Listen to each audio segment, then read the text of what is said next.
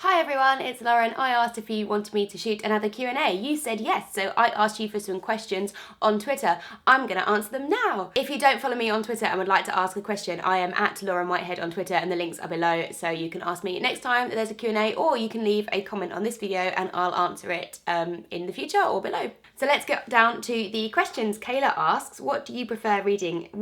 I prefer being able to read things properly. She asks, what do you prefer, reading in the sunshine or cozy winter reading under blankets? I prefer reading under blankets. I much prefer the winter to the summer, but I do really enjoy reading on a beach. We went to Cornwall last year and I remember just like lying on the sand in the sun and reading my books, and it was just so lovely. So if I can be on a beach, then sunshine, but otherwise blankets. Mark asks, what's the best way to cure a book hangover from reading something great? I don't know the answer to that really, because I'm never not reading a book. Like, I always, as soon as I finish a book, I just pick up another one. But I guess if I do have a really big hangover from a book, it's probably playing on my mind a bit, even though I'm reading something else. So maybe, I guess my advice would be to read something short or something easy, like a graphic novel or some poetry, or something completely different. Or actually, one of these little black classics, which I quite like because these are sort of classic authors, and there's lots of different things like poetry and excerpts from essays and all kinds of stuff. Something small like that. Resha the Book Satchel has asked, do you have any books on your shelf that you borrowed from someone and never returned it back, and why? I have books that I haven't returned just because I'm lazy or I've forgotten to, not because I've purposefully tried to keep them. I don't think I borrow books from people that often, although I do have a book from Jean, which is under my bed at the moment, that I borrowed from her. One book that I borrowed for ages, which isn't really a book, was The Score of Cats, which my friend, when we were kids, he either gave it to me or left it at my house. I don't know how I got it, but it was my best friend Stephen's, and I could play the piano, so I had this score of Cats which I used to play on my piano, and I don't know why he had it. And years later, like 10, 11 years later, I remember saying to him, oh, I've still got that book that you gave me, that Cats book, and he was like, I didn't know where that had gone. It was like, I thought I'd lost that. Like, I had no idea where it was, and I just hang on to it for years. But I don't think he was really going to use it. I guess we probably got it because it was in the days before you knew the lyrics for things. You couldn't look them up on the internet. So perhaps he bought it so that he could know the lyrics to the songs. I just whacked my necklace with my phone. Valentina has said, talk to us about your job. And Lucy has said, do you feel like your channel interferes with your job? How does it feel not working in publishing, etc., like most others? So if you don't know, I work in the financial industries. I feel a little bit uncomfortable talking about my job on here because there isn't an overlap. Like she says, I don't work in publishing, so I would prefer to keep it separate, just because I feel like, I don't know, I just feel like there might be a conflict of interest if I talk about work on here. And also work doesn't know, well, my friends at work know, but work as an entity doesn't know that I have a YouTube channel, and I'm not sure if I should tell them, just because it worries me that they might think there's some issue with my clients if I had this channel. There isn't one, because it's completely separate. I don't talk about work, but that's why I'd rather not talk about it, like, just in case. But does it interfere? Well, my channel doesn't interfere with my job, because then I'd be quite bad at my job, but I do feel like my job interferes with my channel. Like, I'd much rather just do this, or like somehow, because I have so many ideas for things I want to film, and there just isn't time because I'm at work all day, and then I come home and have to like cook dinner. Like, you have to do all your life admin stuff, and I feel like I do this at my weekend, but I enjoy doing it. So I guess work gets in the way of this.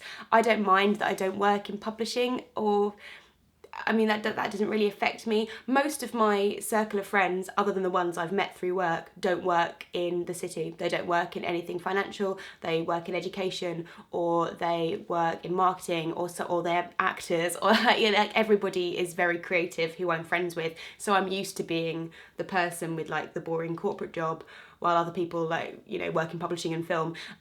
That's fine. I actually quite like it in a way, because I am a creative person, or I like creativity. I wouldn't say I'm a creative person myself, but also I like order and I like logic, and believe me, people who work in creative industries, things are very difficult. People are very unorganized because people are very creative, and I don't think I could handle that. I don't think I could handle sort of all of the ideas flying around and people being scatty and that sort of thing. That's a massive generalisation of people's characters, but I've seen it, every single friend I have, I've seen it in their industries in a way that it isn't in mine.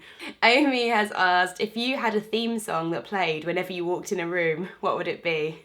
Oh, Amy. The chords from Cabaret, that would be my theme song. It would be this.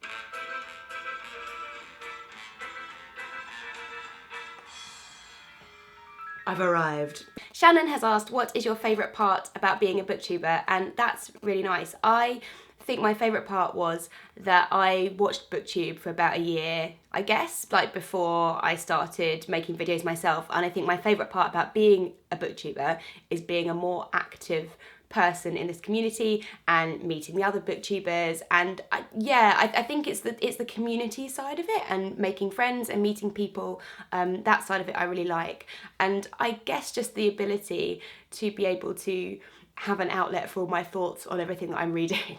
That's really nice to be able to read something and then be able to kind of express yourself. I hope I pronounced this correctly, but Leanne asks what my favourite poetry collection is and what my favourite type of dessert is, which are sort of interesting, but I like that you put them together. Favourite poetry collection, I don't think I really have one. I don't read enough poetry to have a favourite. Like, I have read some ones that I've liked. They've all been recommendations from other people's. My favourite type of dessert is anything like vanilla-y or creamy, like a creme brulee. I love a creme brulee.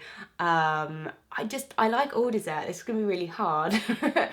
I really like pastries as well. I like pies and tarts, like pecan pie. Oh, love that. Pumpkin pie, apple pie. And finally, Matt asks, what was your favourite book as a child? And I guess it depends what part of my childhood you're talking about. When I was very little, my favourite book was probably The Tale of Peter Rabbit. I love Peter Rabbit. And then when I was older, I really liked Jacqueline Wilson. So I read The Lottie Project. That probably was my favourite because I really loved history. So maybe The Lottie Project or Double Act. I enjoyed Double Act. And I really, really loved, and I reread these and kept them. I've still got all the books in the series that I had, which is the Horrible Histories books by Terry Deary. I love those. I still love them. I've read them as an adult and enjoyed them. And enjoyed them more, actually, because I know more about the history that he's talking about. Oh, and Noel Stretfield, actually. I read a lot of her books. I really loved Ballet Shoes and White Boots and all of those ones about, like, little girls that wanted to perform. Lol. I enjoyed those. I read it quite a lot as a child, I think. I went to the library and I'd get as many books as you possibly could take. So thanks for your questions. I hope this was interesting. I quite like doing Q&As because it's a bit less me talking at you and me talking with you, so they're quite nice. If you have anything else you want to talk about or any other questions you want to ask me, leave them below. We'll chat in the comments and I'll see you in my next video. Bye bye!